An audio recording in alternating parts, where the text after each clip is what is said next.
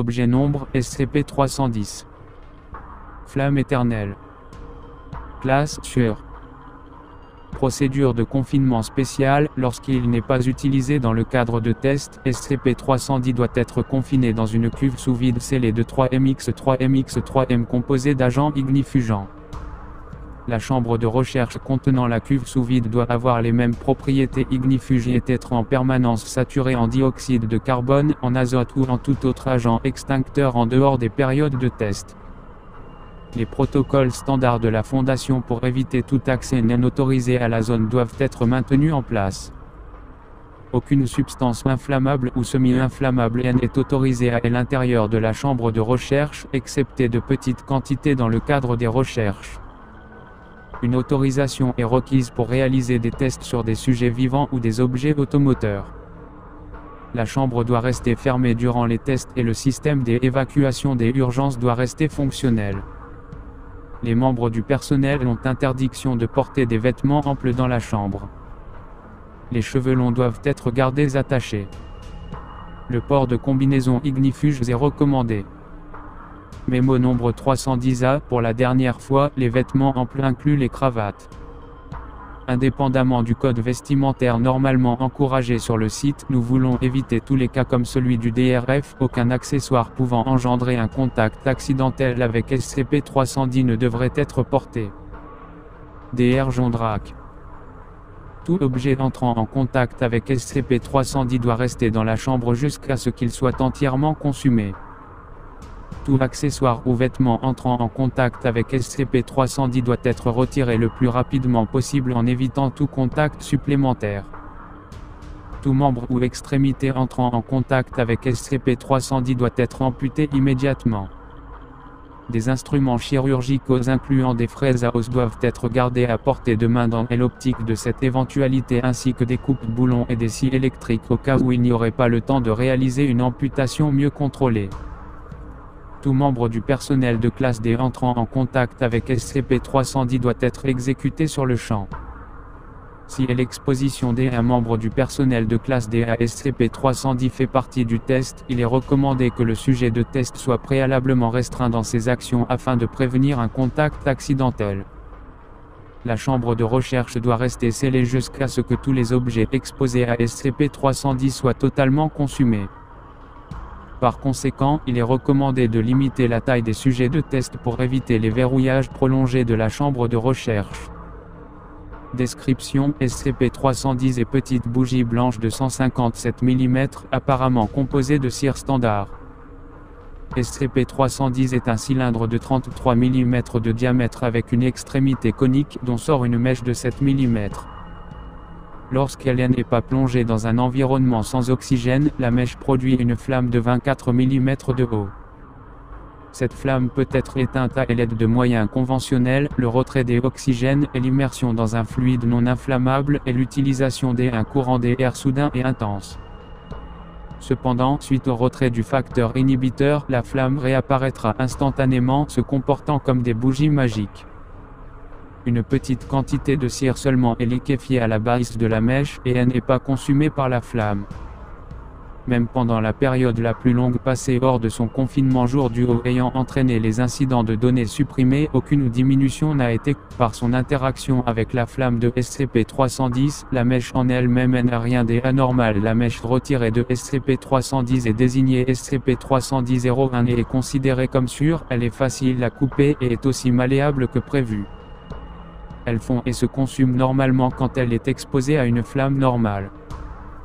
Toute mèche retirée de SCP-310 est lentement remplacée par un procédé inconnu.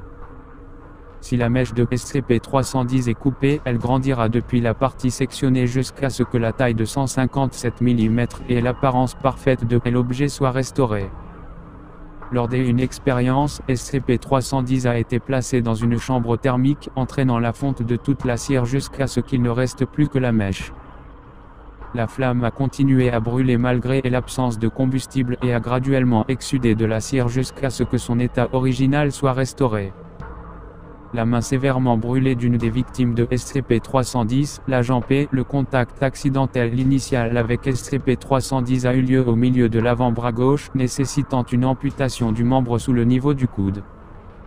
Après son hospitalisation, l'agent P a été capable de reprendre ses fonctions, bien qu'il ne soit évidemment plus un agent de terrain.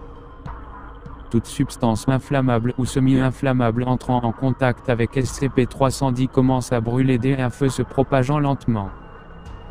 Contrairement à la flamme de SCP-310, cette flamme ne peut être éteinte par aucune autre méthode connue que l'épuisement de sa source de carburant.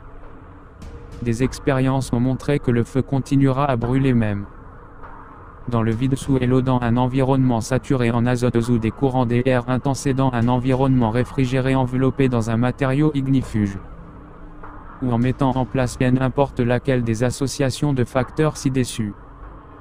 Seule la combustion totale de toute la partie inflammable du matériau au contact de la flamme permettra l'extinction de celle-ci. Tout objet embrasé par SCP-310 est désigné SCP-310-2 et est considéré comme euclide jusqu'à sa combustion totale, suite à quoi il repasse en classe sûre. Par conséquent, dans le cas d'une combustion accidentelle, plus particulièrement d'un membre du personnel, séparer la partie enflammée du reste le plus vite possible est la seule solution pour préserver l'objet exposé.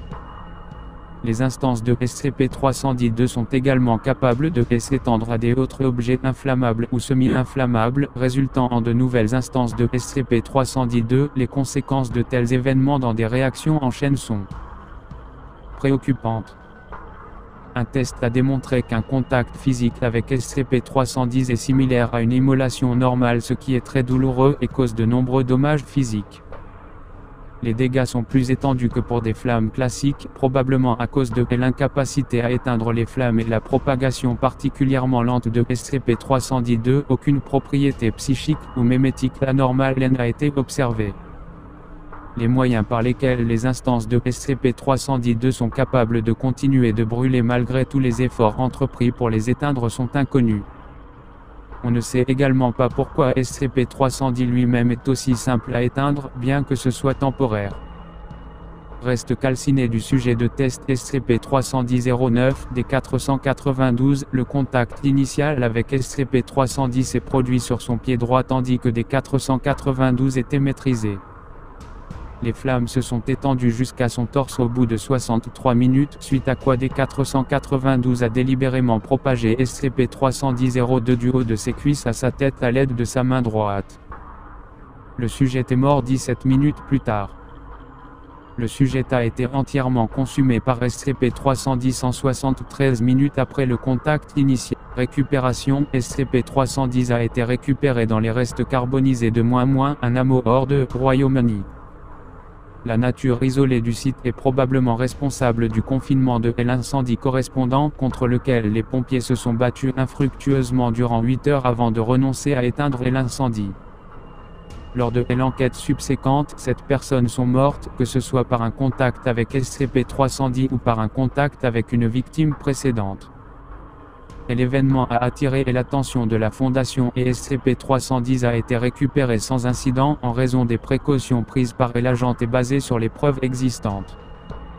Une investigation plus poussée du site a révélé qu'il était utilisé en tant que données supprimées et l'implication de cette organisation pourrait expliquer pourquoi SCP-310 se trouvait ici, pourquoi il était utilisé et comment il a démarré l'incendie ayant mené à sa récupération par la Fondation. Quoi qu'il en soit, la question de l'origine de SCP-310 reste ouverte.